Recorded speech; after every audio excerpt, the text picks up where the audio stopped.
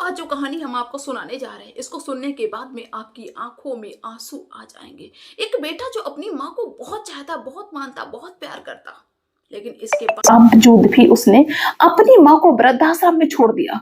और आखिर में उसकी क्या ऐसी मजबूरी थी जिसकी वजह से उसने अपनी माँ को वृद्धाश्रम में छोड़ा और हर महीने अपनी माँ से वृद्धाश्रम में मिलने जाता था। एक दिन उसकी माँ ने ऐसा क्या कह दिया जिसकी वजह से वो बेटा अपनी माँ को अपने साथ ले आया और वहां पे फूट फूट कर रोया।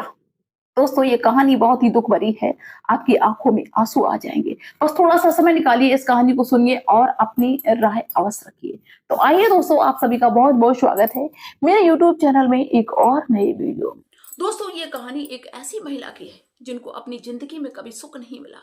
ये जब अपने माँ बाप के घर पे थी तो माँ बाप इनके इतने ज्यादा गरीब थे जिसके चलते 2 वक्त का खाना भी सही से मिल जाता था, तो भी इनके लिए बहुत बड़ी बात थी। इनका नाम था सुख देवी, लेकिन सुख नसीब नहीं हुआ। इनके अंदर उम्मीदें जगी कि चलो मेरी शादी होगी, वहां जाएंगे, वहां भी मुझे सुख मिलेगा। लेकिन भाई मेरे, जिस घर में इनकी शादी होके गई वहां भी इनको सुख नहीं मिला, क्योंकि इनके सास ससुर इन पे इतना ज्यादा तांडव करते थे, इतना ज्यादा इनको परेशान करते थे, इनके पति से इनको पिटवाते थे, जिसके चलते इनका वहां पे जीना दुश्वार हो गया। लेकिन जैसे तैसे इन्होंने अपना वक्त काटा। देवरानी जेठानी और भी आई, तो वो अच्छे घरों की थी, पैसे वाले घरों की थी, जिसके चलते उनका सम्मान सास ससुर करते थे और इनके ना पति की इज्जत थी घर में और ना ही इनकी इज्जत थी। और जो भी आता है सुना के चला जाता है, लेकिन फिर भी अपने हालात से लड़ती रहे। 15 साल बीत गए, इनके कोई संतान नहीं हुई। जब कोई बच्चा भी नहीं हुआ तो इनके सास ससुर, इनकी ननद इन पे और भी ज्यादा भाई कहर ढाने लगे, बहुत परेशान करने लगे कि तू बाजी नहीं, ऐसी है वैसी है, तुझे हम लाके यहाँ क्या करेंगे, काम कर, तू सिर्फ काम करने के लिए है। इनका लोगों ने जीना मुश्किल कर दिया। पति भी मारते थे, पति से भी इनको कोई सुख नहीं मिला कि पति भी कभी अच्छे से बोल देते थे। ये सुख देवी हमेशा भगवान से ये प्रार्थना करते थे कि भगवान मुझे जिंदगी में सुख तो कुछ मिला ही नहीं, अगर मेरे कोई संतान हो जाए तो शायद हम थोड़ा सा सुख का अनुभव कर लें कि सुख कैसा होता है। तो दोस्तों भगवान ने ऐसी मेहर कर दी इनके ऊपर कि 15 साल बाद इनको भगवान ने एक बेटा दे दिया। इनका एक बेटा हो गया। जब बेटा हो गया तो घर में भी थोड़ी थोड़ी इज्जत होने लगी और बेटे की वजह से इनको जो भी कष्ट था, जो भी परेशानी थी, ये सारी परेशानी वो भूल गई और अपने बेटा में इतनी ज्यादा बिजी रहने लगी कि इनको बस ये लगे कि हमारी जिंदगी में बहुत सुख है। लेकिन दोस्तों ये सुख ज्यादा दिन तक नहीं टिका। जब इनका बेटा सिर्फ 1 महीने का था, सुख देवी का, तभी इनके पति का एक रोड एक्सीडेंट में देहांत हो गया। वो खत्म हो गए, इस दुनिया को छोड़ के चले गए। सिर्फ 1 महीना का बेटा, अब करें तो करें क्या, जिंदगी में अंधेरा सा छा गया। अब वो ये नहीं सोच पा रही कि अब मैं खुश रहूं कि मेरा बेटा है, भगवान ने मुझे बेटा दिया इतने सालों बाद, या मैं दुखी रहूं, मैं करूं तो करूं क्या। अब दोस्तों वही घर वाले जो बेटा होने के बाद में थोड़ी थोड़ी इज्जत करने लगे थे, तो अब जब पति नहीं इस दुनिया में तो अब उन्होंने बिल्कुल भी इज्जत करना बंद कर दिया। यहाँ तक कि उन्होंने उस बच्चे से भी मोह नहीं किया और सुख देवी को अलग कर दिया कि अलग बनाओ खाओ, जैसे भी अपना गुजारा कर पाओ वैसे करो।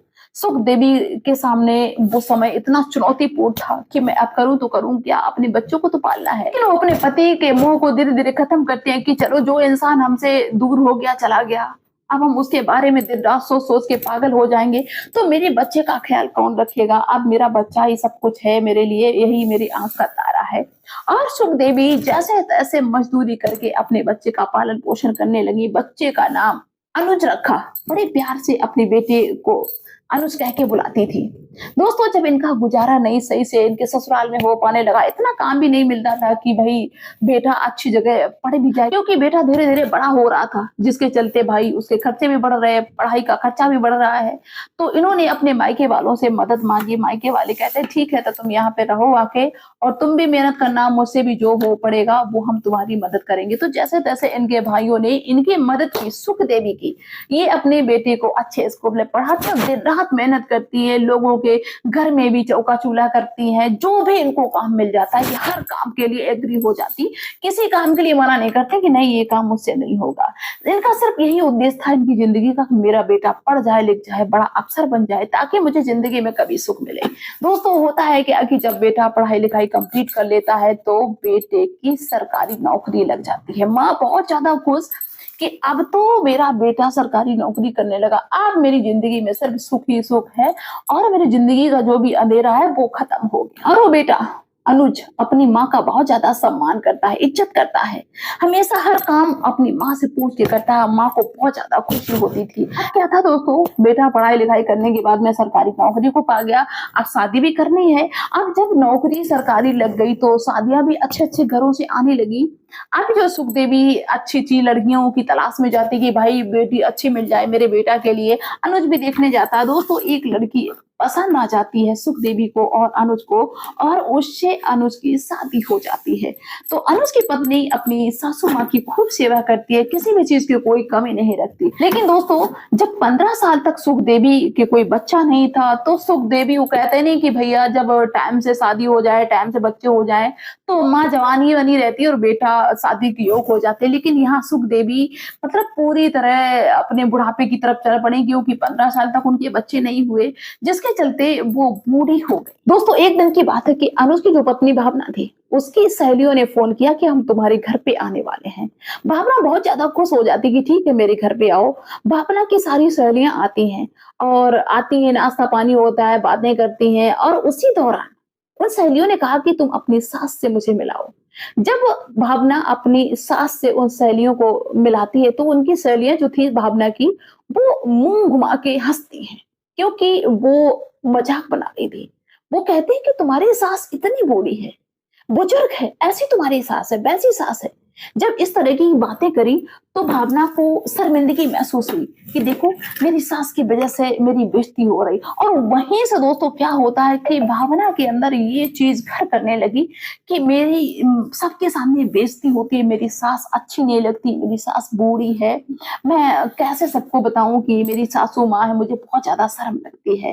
धीरे धीरे वक्त गुजरता है, भावना अपने पति से कहती है कि माँ जी इतनी बूढ़ी हो गई, बहुत ज्यादा शर्म लगती है, कोई जब घर में आता है बिल्कुल भी इच्छा नहीं होती कि किसी के सामने उनको हम पेश करें, किसी के सामने लाएं।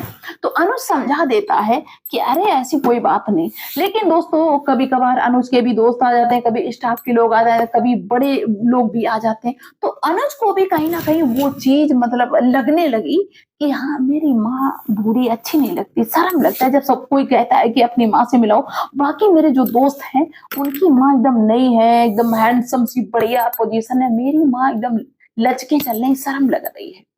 तो ये दोनों सोचते हैं कि क्या करें, चाहते अपनी माँ को दोनों बहुत हैं, लेकिन ये सोचते हैं कि कहीं ऐसी जगह पे अपनी माँ को रख दें ताकि कोई हमारे घर पे आए और मुझसे पूछे तो हम ये कह दें कि माँ हमारी घूमने गई, तीर्थ स्थल गई है, वहां गई है, तो मेरी माँ उनको मिला ना करे, ताकि मुझे शर्मिंदगी ना उठानी पड़े, महसूस ना हो कि मेरी माँ इतनी बूढ़ी है।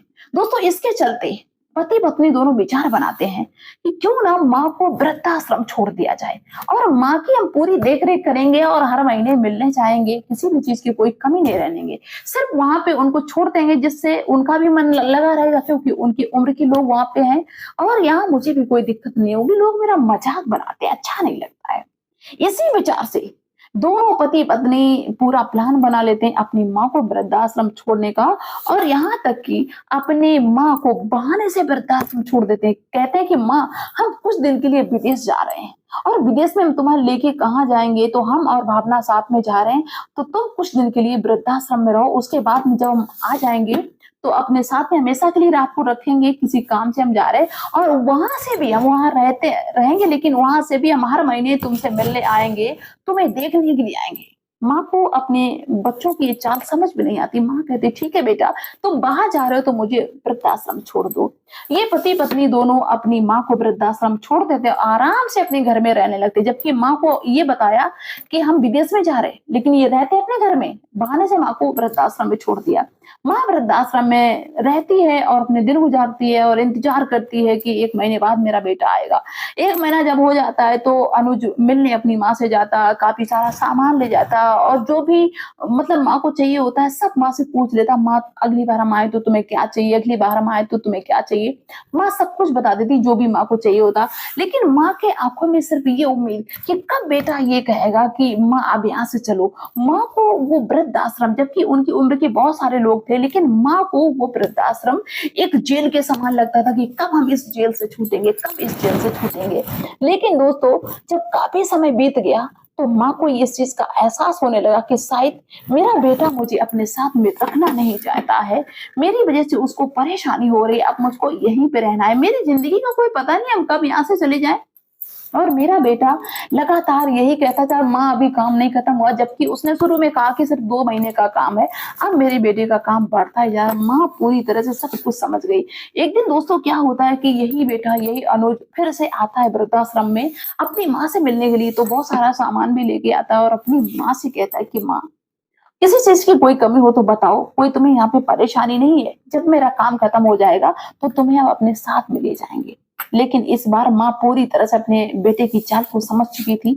माँ ने अपने बेटे से कहा कि बेटा, वैसे तो मुझे किसी भी चीज की कोई दिक्कत नहीं है, यहाँ पे सब कुछ मिलता है और तुम भी मुझे हर महीने हर चीज लेके आते हो, तो मुझे किसी प्रकार की कोई दिक्कत नहीं। लेकिन बेटा, यहाँ पे जो पंखा लगे हुए हैं ये बदलवा दो, यहाँ के जो मैनेजर हैं उनसे कह दो ये पंखा बदलवा दें। बेटा कहने लगता, माँ अभी हम बात करेंगे। माँ कहती कि बेटा, वो हम इसलिए कह रहे हैं, हम अपने लिए नहीं कह रहे, क्योंकि बेटा मुझे पता है कि तुम एसी में रहते हो, तो एसी से निकल के जब तुम पंखे में आओगे और ऊपर से ये पंखे जो इतने कम कम चल रहे हैं, इनमें तुम कैसे अपना समय बिताओगे? क्योंकि आज हम यहाँ पे हैं तो कल तुमको भी यहाँ पे आना पड़ेगा, तो तुम इन पंखों के साथ में कैसे रहोगे? बेटा यहाँ पे अच्छे पंखा लगवा दो, क्योंकि हम तो अब यहाँ से पता नहीं कब निकल जाएं, इस दुनिया को छोड़ के कब चले जाएं। बेटा बहुत जल्दी ऐसा वक्त हो सकता आ जाए कि तुमको यहाँ पे आना पड़े। वही माँ जो अपने बच्चे को देखे बिना जीती नहीं थी, लेकिन आज उसकी आत्मा ऐसे बोल रही है, वो अपने बेटा से इतना ज्यादा दुखी हो गई। लेकिन उसने प्यार से कहा। जब बेटा ने ये बात सुनी तो बेटा का जो दिल था वो अंदर तक झकझोर गया कि माँ ने ये क्या कह दिया। मेरी माँ समझ चुकी है और हम ये गलत कर रहे हैं। आज मेरी माँ यहाँ पे है, मैंने अपनी माँ को यहाँ पे छोड़ा, तो कल मुझे भी छोड़ने वाला पैदा हो जाएगा, वो मुझे यहाँ पे छोड़ के जरूर जाएगा। वो अनुज अपनी माँ से चिपट के रोने लगता है और अपनी माँ से कहता है कि माँ मुझे माफ कर दो, मुझसे गलती हो गई है, मुझे ऐसा नहीं करना चाहिए था। और माँ, हम कहीं विदेश नहीं गए थे, हम यहीं पे थे, लेकिन तुम्हारी बहू ने कहा और मेरे भी दोस्त आते थे, वो ये कहते कि तुम्हारी माँ बूढ़ी अच्छी नहीं लगती है। जब माँ ये बात सुनती तो माँ भी फूट फूट कर रोने लगती।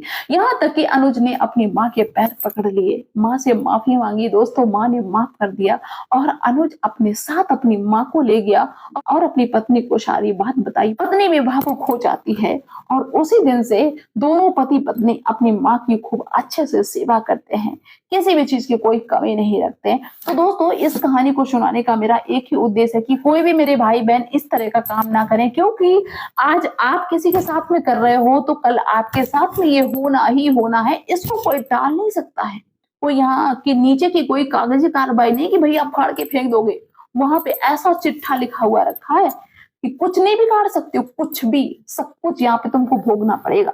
इसलिए अच्छे काम करिए, अपनी माँ बाप को वृद्धाश्रम ना छोड़िए, अपने साथ में रखिए, क्योंकि जेल की रोटी किसी को नहीं पसंद है, अपने घर की रोटी सूखी भी सबको पसंद है। तो आप लोग अपनी राय अवश्य रखना। मिलते हैं फिर नेक्स्ट वीडियो में, तब तक के लिए बाय सभी को।